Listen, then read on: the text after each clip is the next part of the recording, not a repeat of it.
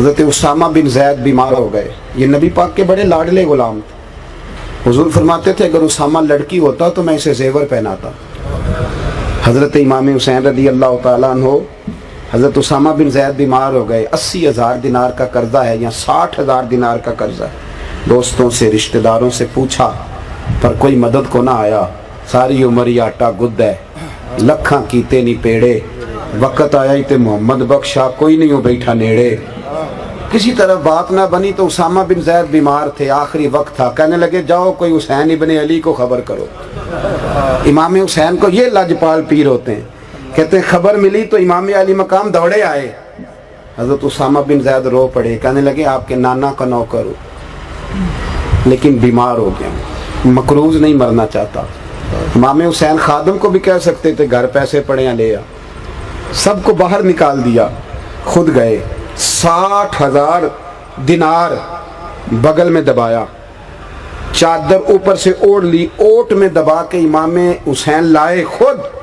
جناب اسامہ بن زید کے پاس رکھ کے جو جملہ کہا وہ شاندار کہا.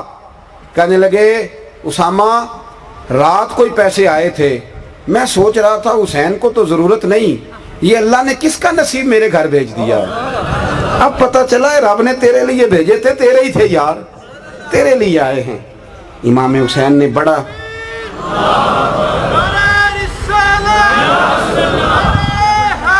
بات سمیٹنے کی طرف آیا. امت کے ذمے 2 کام بڑے ضروری ہیں. ایک تو ادب والے لوگ مہذب ہوتے ہیں، توجہ ہے میری بات پر. 3 لوگوں کا پیر کوئی نہیں ہوتا.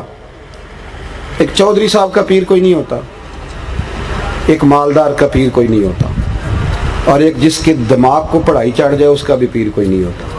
ناراض ہو گئے آپ لوگ؟ چلے ہو جائیں، میں نے تو ابھی چلے ہی جانا ہے، لیکن بات سچی کر دی ہے میں نے. یہ حضرت رومی کا فرمان ہے. جب تک غریب ہوتے ہیں تب تک دعائیں کراتے ہیں، جب بیر ہو جاتے ہیں تو کہتے ہیں میں تو محنت کر کے ہوا ہوں. اور بھائی سنو، یہ جو ہمارا مزاج بن گیا نا، اس سے نکلو. یہ اور ملا رومی نے تو یہاں تک لکھا ہے کہ مولوی کا بھی پیر کوئی نہیں ہوتا. اب تو میں نے اپنی بات کی، اب تو آپ بولے نا. مولوی ہرگز نشد مولائے روم، تا غلام شمس تبریز نشد. مجھے ایک صاحب کہنے لگے آپ حضور تاج الشریعہ کے مرید ہیں. میں نے کہا مرید تو بڑی دیر سے بندہ بنتا ہے، میں تو غلام ہوں، تو نوکر ہوں. یہ کیا بات ہوئی؟ آپ میری نسبت ہے، میرا تعلق ہے. ہمارے ہاں تو مرید پیر صاحب کی کرامت اس طرح سناتے ہیں کہ پونی کرامت تو مرید کی اپنی ہوتی، 1/4 حصہ پیر صاحب کا ہوتا ہے. کہتے میں گیا ہوں تو وہ کہہ رہے تھے میں تیرا استقبال کے لیے کھڑا تھا، اور اگر وہ خلیفہ ہو خدا نہ خواستہ تو پھر وہ کہتا ہے کہ میں ریڑک کے نا تو مکھن نکال کے لے آیا ہوں، پیچھے لسی رہ گئی ہے. پھر وہ یہ کرامت سناتا. چھوڑیں، آپ کس چکر میں پڑیں. خدا کے بندوں، خیر والے کو خیر مل ہی جاتی ہے. کسی نے آ کے کہا تھا خواجہ نظام الدین محبوب الہی سے کہ میرا پیر کامل نہیں. فرمایا یہ تو کسی کامل کو ہی پتہ چلتا، تو نے تو خود کامل ہونے کا دعویٰ کر دیا. تجھے کیسے پتہ چلا کامل نہیں؟ اگر کچھ شرعی غلطی ہے، دین کا باغی ہے تو بتا. عرض کی حضور نہیں کامل نہیں. فرمانے لگے جا دوڑ جا کے اسی کی نوکری کر. تو اللہ کی رضا کے لیے نوکری کر، وہ جانے اور اس کا رب جانے. تجھے رب کی رضا کے لیے محنت کرنے پر اللہ اجر عطا فرمائے گا. من احب للہ و ابغض للہ و اعطا للہ و منع للہ فقد استکمل الایمان او کما قال نبی صلی اللہ علیہ وسلم، رواہ البخاری و مسلم. حضور نے فرمایا محبت کر تو اللہ کی رضا کے لیے، بغض رکھ تو اللہ کی رضا کے لیے، کسی کو کچھ دے تو اللہ کی رضا، کسی سے کچھ چیز منع کر تو پھر بھی اللہ کی. ادب آداب، کسی سید کا بلا وجہ بھی ادب کرو گے تو اللہ راضی ہو جائے گا. صحیح کہہ رہا ہوں. ہمارے ہاں ماحول نہیں رہا. یہ درویش لوگ ہیں بیچارے سادے جو کچھ کریں. اہل بیت نبوت کا ادب. اعلیٰ حضرت فاضل بریلوی رحمۃ اللہ علیہ نے فتاوی رضویہ کی 8ویں جلد میں حدیث لکھی ہے. نبی پاک علیہ السلام نے فرمایا جس نے عبد المطلب کی اولاد کے ساتھ نیکی کی.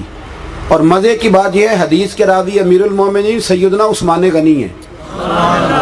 حضرت عثمان غنی رضی اللہ تعالیٰ عنہ راوی. حضور نے فرمایا جس نے عبد المطلب کی اولاد کے ساتھ نیکی کی وہ جب مجھ سے ملے گا تو میں خود اسے صلہ عطا کروں گا. اب بریلی کے امام کا قلم بڑا شاندار ہے نا. اعلیٰ حضرت حدیث پہ تبصرہ کرتے ہیں، کہتے ہیں صلہ تو بڑی دور کی بات ہے، محبوبہ ہمارے لیے اتنا ہی کافی. آپ نے کہہ دیا جب وہ مجھ سے ملے گا. تو آپ کی ملاقات ہی بڑا صلہ ہے تو اگلا صلہ کیا کرنا ہے؟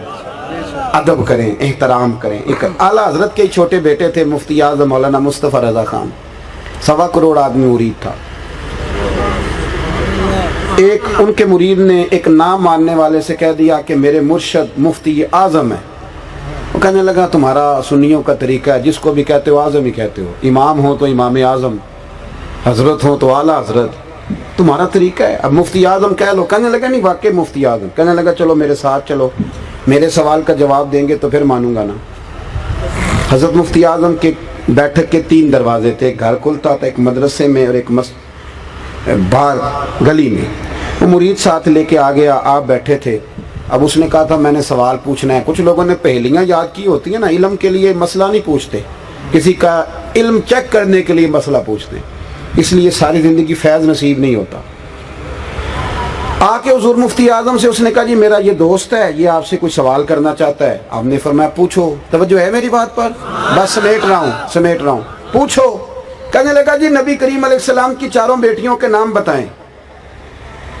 اس بیچارے کا بڑا علم ہوگا نا، نام بتائیں۔ حضرت مفتی اعظم اٹھے اور جو دروازہ گھر کھلتا تھا اندر چلے گئے۔ تنقید والے منٹ لگاتے ہیں، تنقید کر دیتے ہیں۔ کہنے لگا تو کہتا تھا مفتی اعظم، انہیں تو 4 بیٹیوں کے نام نہیں آتے، کتاب دیکھنے چلے گئے۔ اب وہ مرید بھی پریشان ہو گیا کہ حضرت بات تو مشکل کوئی نہیں تھی، سیدہ زینب، سیدہ رقیہ، سیدہ ام کلثوم، سیدہ فاطمہ الزہرا رضوان اللہ تعالی علیہم اجمعین، آپ بتا دیتے بات ختم ہو جاتی۔ اندر کیوں گئے؟ سنو دوستو بزرگوں کے طریقے۔ تھوڑی دیر گزری، تھوڑی دیر کے بعد حضور مفتی اعظم واپس آئے تو داڑھی سے پانی کے قطرے گر رہے تھے۔ فرمانے لگے میں وضو کرنے گیا تھا، میں نے محبوب کی بیٹیوں کے نام کبھی بغیر وضو زبان سے ادا ہی نہیں کیا۔